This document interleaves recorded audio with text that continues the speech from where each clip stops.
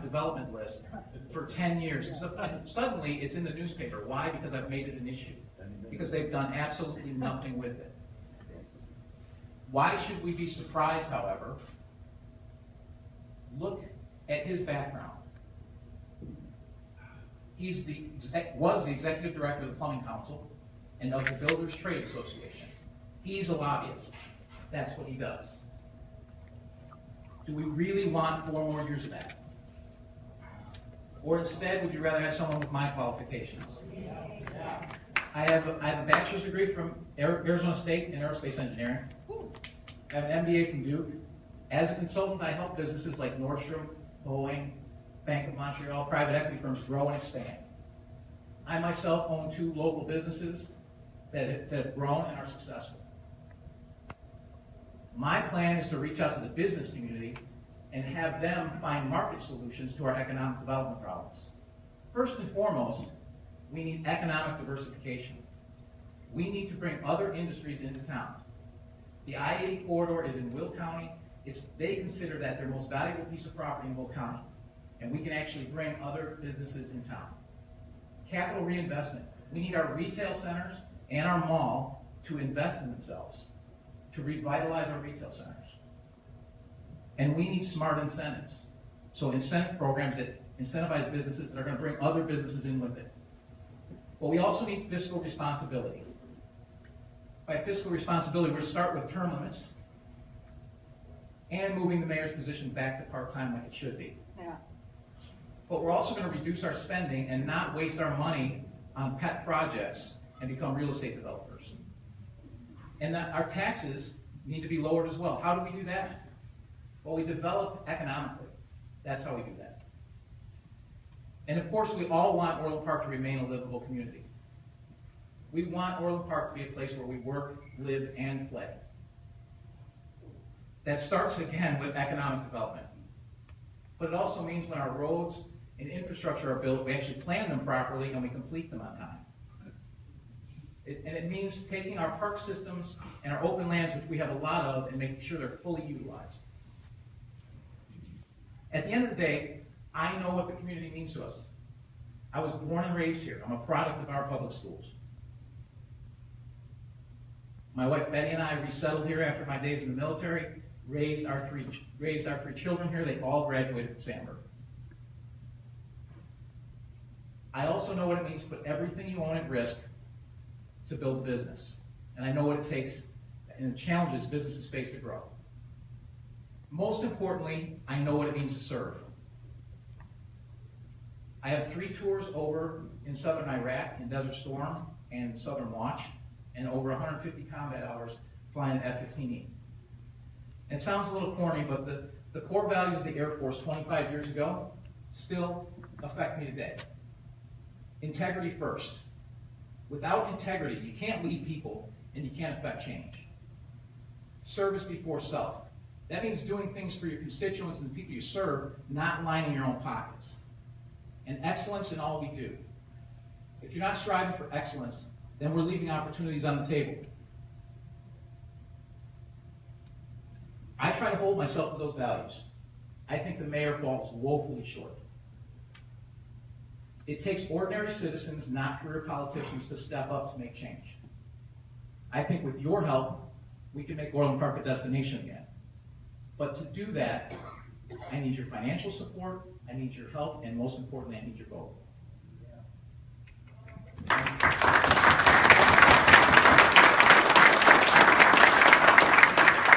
And with that, I'd like to open it up to questions about what's going on in the community and answer your questions. I have a question. So you said that the mayor is taking on 3 jobs, and so he's tripling his salary. Did the 3 jobs, all 3 of those people that are doing those jobs, did they all get a pension? And is that meaning that the 2 of them aren't going to get a pension? Okay, so here's the big secret. The only job that he's doing, that anyone's doing right now, is the mayor. The other 2 jobs don't exist. They've never existed, and they're not budgeted for. So that's all smoke and mirrors to make you feel good about what you're doing so that he can line his pockets with his pension. Period. Dot. That's what he's doing. jobs were in a study that the Deutsch had done, which was, gee, it would be nice if we had these positions, and this is the name we will give them. But there never was an intention to really hire those people, and that's the reason those positions were never budgeted. That's coming from someone who was in the room. So again, those jobs didn't exist. They never existed. It's spin. It's political spin. Keith, can you repeat what he was saying about this people? Okay, so what he said is that there was a report done in 2012, I think it was, or 2011, that said that those positions would be useful and maybe you should consider hiring them. But they've never actually been considered to actually do that or put them in the budget. Yeah, I'm Bob Ellie from the Orland Historical Society. You know, I don't know why you even listen to this fellow. He's too old. He's too old. Not in our election. Here.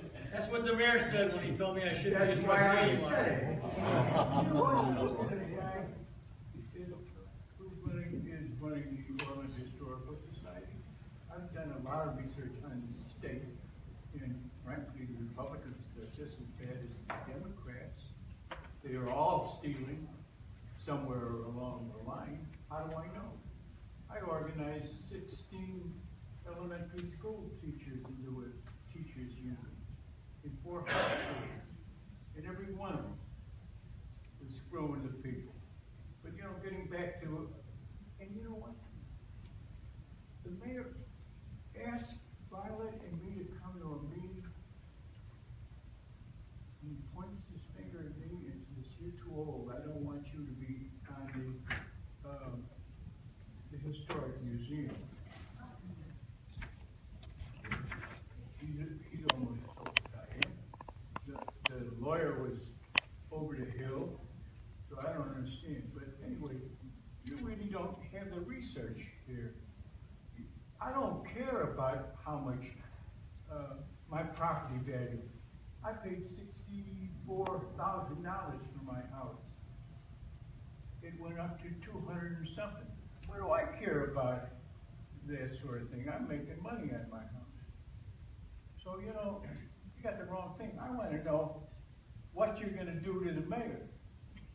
Well, thanks for the statement. What I want to do is beat the mayor because rather than pointing out that you're too old, he should be saying you have experience and we should use that experience. Amazing.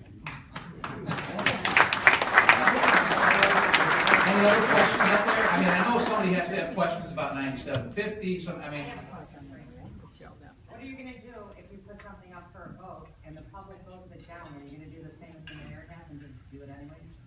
Well, if you're putting something if you're putting something on referendum, you're trying to get the opinion of the people. And just like the referendum, there are 2 referendums up now, and I can tell you the fix is in for those referendums. They don't really care how you vote.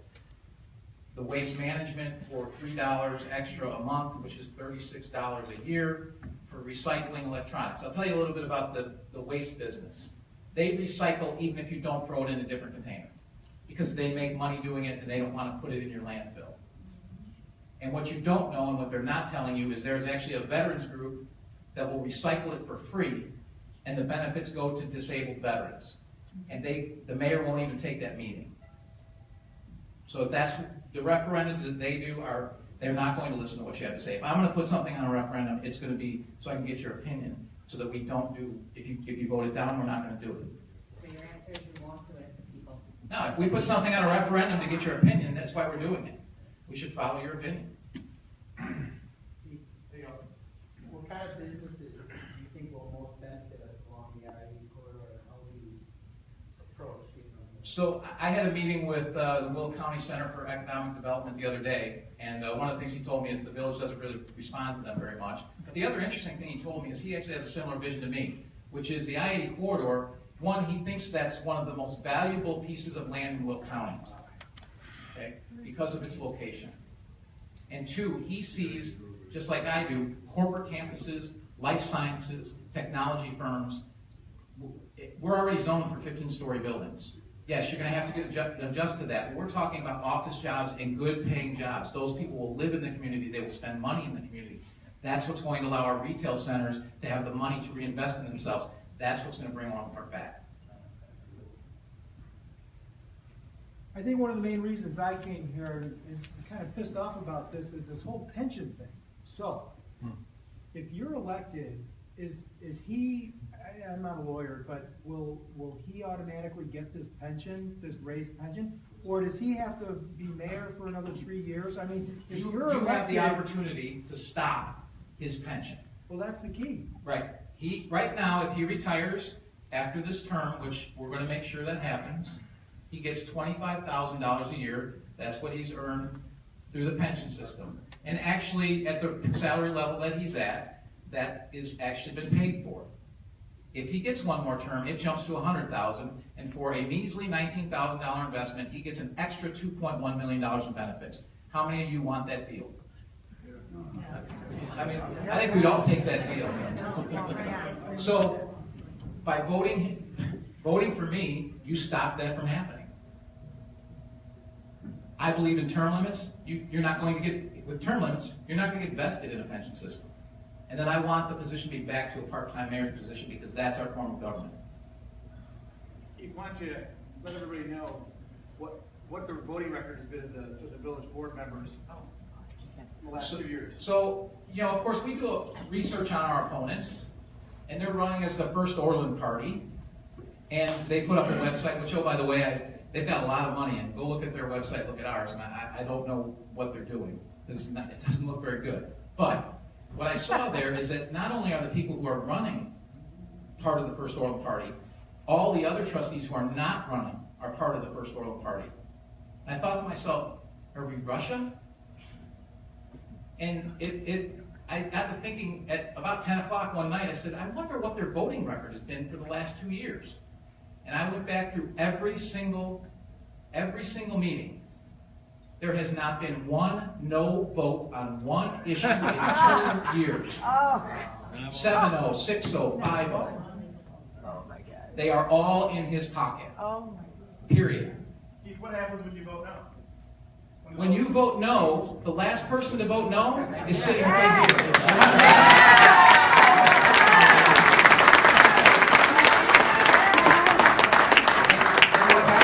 He gets kicked out of the party, he's no longer part of it, and they run against him and get him out. Because he dared to vote against the mayor, and didn't even vote against him that much, 3 or 4 times over 6 months. And that was enough to say, we don't want you here, because you don't go along. Are the other trustees entitled to these pensions also, or that have to be worked out yet? So the other trustees get the pensions on what they made, but here's the big scam. Well, some of those trustees have been there for 25, 30 years. The mayor wins his term, and he gets his pension bump. 4 years later, he retires, and one of those trustees rolls into that job, and they will get the same bump. And then the next trustee, and then the next trustee. You can see why the trustees are for it. It's not just $100 grand. It's not just one person getting $2 million for 20 years extra on your backs. It's potentially 2, 3, 4, 5 of them. Any other questions? Don't be shy. Over here. Yeah, Keith, two-part question. One, what are your thoughts about the idea that this, with all the benefits that the mayor would get from winning this, as you've laid out, what are your thoughts on it being a referendum on what he's done the last 20 years? Is that the easiest way to look at this? Did he earn this? Well, it is. If this was the greatest place ever. It is a referendum on what he's done, but I would say if it's the greatest place ever, it's still a part-time job. Our form of government has a city manager that's the full-time manager. So if you wanted to give him a $2 million bonus for running the town so great, I guess you could vote him in. Right. But public service isn't about enriching yourself. And then, Keith, my other part of the question is to bring that around. So if you look at the last 20 years and ask, is Orland way better than it was?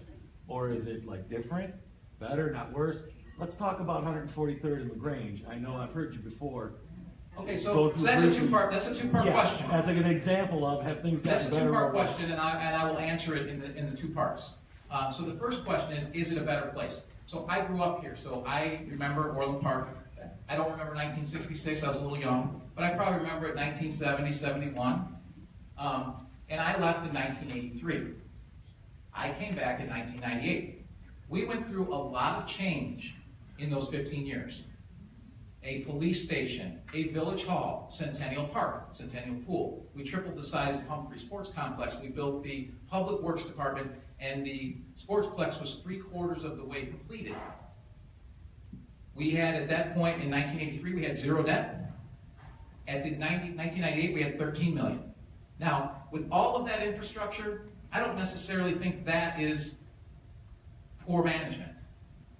1998 to now, a lot of us have been here that whole time. What have we done? Well, we moved the police station, and we moved the police. That's what we've done. And our debt has gone from 13 million to 158. That's a huge problem. Now, to your point on 9750, which is a large part of that debt, 9750, and I'll try and, that's a long story because it's the mayor's vision. In 2000, it was his vision. We did 4 different landscaping renderings to the tune of about $500,000. Okay? Doesn't look anything like any of those renderings. I wish I had the paperwork here with me. In 2008, our land development code, our own land development code said 2-story buildings along LaGrange Road and 143rd. All the big buildings were supposed to be in the back. There were supposed to be 50-foot setbacks from the road. I don't know what that is there, but it doesn't look anything like what we planned. And here's why that happens. The reason this happened, I don't necessarily think having a walkable downtown to tie into Old Orland is a horrible vision. Well, it was the right vision. But you need to wait till the marketplace is ready to do it. You need to reach out to the marketplace and encourage them to do it. You need to work with them. What you cannot do when the marketplace isn't ready is go out and spend our money to buy all the land and force out tax-paying, tax revenue-generating businesses. When I say 122 million, that's what we've spent since 2006. That doesn't include the buyouts. That doesn't include the lost revenue. It's probably more like 200 million. What could we have done with that money? First off, we wouldn't be in debt, and we have money to spare. So if you go out and use the market and bring the marketplace in, you'll have much better results. But what happens when you buy it, and you're a politician, and you're sitting on the most visible corner in town, and it's empty, you go, oh my God, I got to do something, or I'm not going to get elected. Especially when it's all about getting elected. So we put $46 million worth of infrastructure. Still no one wanted to come. So we ended up taking a deal. Instead of 95 townhomes like originally proposed, we ended up with 296 apartments, which we put 95% of the money in. We put $63 million in. They put in $2 million. And if there ever is a liquidation event, they get 92% of the profit. That's a pretty sweet deal. Any developers in here, they'd probably take that deal. Okay? And then University of Chicago comes knocking because we have this big empty corner, and we give them everything they want. I can tell you right now, Loyola's here. University of Chicago wanted to be in Orland Park. We did not need to give away that corner. But now we've made that a mess. And people ask me, what are your ideas to fix it? One thing is not spend another dime on it. Let's find other businesses. Let's find other companies that want to come in. It's not going to look like a walkable downtown. That's gone. That's gone. We can't fix that. We can't change that. But I guarantee you there are people out there that do this for a living that can find better ideas and bring those to the table. Any other questions? I just want to make one comment. I've known Keith for almost 20 years. And he's not just jumping in this community now. He's been a part of this community, volunteering his time with sports and young men and teaching them the integrity that he's talked about up here. So to have him as mayor would be a great benefit to all of us who are here and who our children may still be here. So, You're here.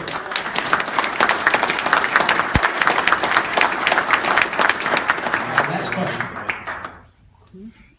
How are we going to help you? So the question is, how can you help me? Well, the first thing is you should know what we're up against and how your money is being used. So if you remember your Winter Wonderland magazine that came to your door, 50% of the articles in there were directly against the issues I raised when I announced my candidacy. That's a $100,000 plus mailing sent to you on our dime, and it's a campaign event. And he has $200 grand in the bank, and he's still using your money for campaigning. Anybody know about the teletown hall tonight up against our... So there was a teletown hall tonight to talk about the village finances, okay? And guess what? That went on the calendar last Thursday against this. That's a nice campaign move. I give him props for that. What I don't give him props for is he used our money to do it. He didn't use his money to do it. He used our money to advertise it, and he used our money to do the teletown hall. Because that's what he does. That's what we're here for, right? Yes. State of the Village will be another one. State of the Village will be another one, and he has had the people from the village calling local organizations that have me speaking and telling them not to let me speak. I am not going to get a voice at the Chamber of Commerce, I've been told. The Rotary, I give them a lot of credit, so anyone here who's involved with the Rotary, I give them a lot of credit because they faced a lot of pressure to let me speak today. Yeah. And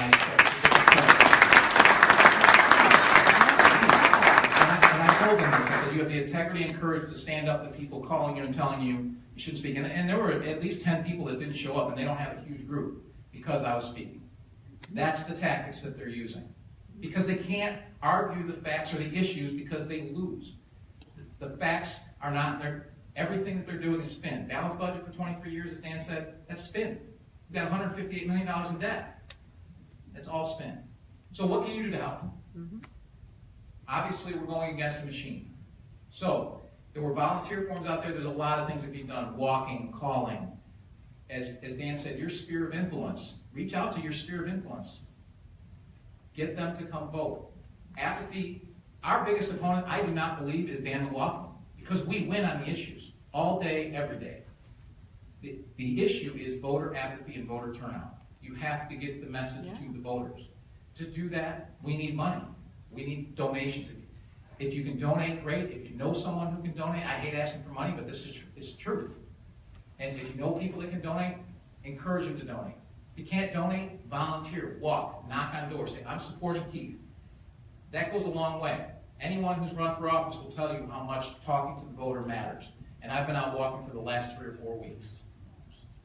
All of that makes a difference. Get on Facebook, for those of you who are on Facebook. Push our posts. Send our posts out. If you like to write, if these issues bother you and you like to write, send articles. I cannot write all these articles myself. If you write the articles, we've got people that will look at them, they'll proofread them, they maybe make some changes, give you some facts, send them back to you to make sure you're good with it, and then you can post them. You can post on the Southtown has a community page. And as long as it's not a personal attack against the mayor, and it's just facts, you can put it on there. You can read their terms and conditions. You just can't attack them. But getting the facts out is what we need. So those are the things you can do to help. And I encourage yard signs, you can take those. You can sign up. There's volunteer forms out there, so please, and some of you have already signed up, some of you have already been volunteering. Another big one that I always forget to mention, friend-to-friend cards. So those are cards that already have a 3-paragraph or 4-paragraph write-up about me, and it would come from you, where you sign, whoever you're sending it to, you put their name in, you sign it, and you address it, you stamp it, and then don't mail it. Get it to us, and we'll mail it at the appropriate time. Because now you're making a personal appeal to people you know in Orland Park to vote. That's huge. So those are all things you can do. Well, do a quick number, Keith. Everybody has a circle of 250. If you got 60 people in this room, you got 15,000 votes. So he wins. Yeah, we win easy. So you have to get the word out. Mayor's last election was unopposed, and he won 4,200 to 1,200 against the blank. And I'd like to encourage the youth vote, because Keith's been here volunteering his time, coaching these young men in the community, and I know many of them. We get this youth out to vote too, will be a big benefit. I want to thank you all for coming tonight. It means a lot to me, and I thank Dan. I think he left, but he was up 3 o'clock this morning for his radio show, and he took the time to come out here to speak. So it was great for him to come out and speak and help bring people into this event. So again, I thank you very much for coming. I look forward to winning the race and also to your support. Thank you.